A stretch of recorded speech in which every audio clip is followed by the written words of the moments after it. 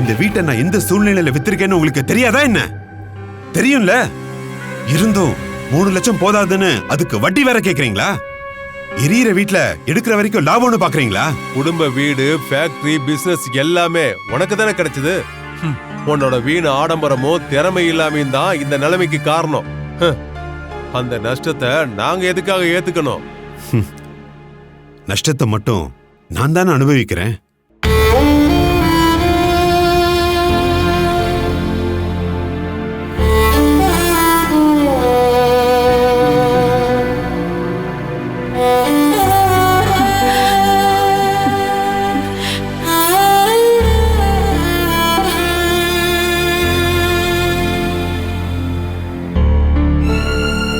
அஞ்சு வருஷ வட்டி ஒண்ணும் எங்களுக்கு வேணாம்.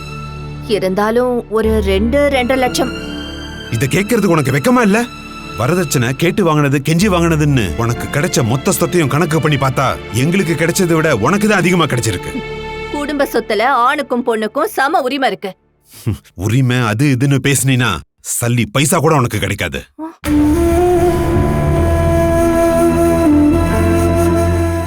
உங்க 2 பேருக்கும் நான் 3 லட்சம் ரூபாய் தான் தருவேன். அது உங்க உரிமைக்காகலாம் இல்ல, அப்பா சொன்ன வார்த்தையை காப்பாத்தணுமேன்றதுக்காக மட்டும்தான்.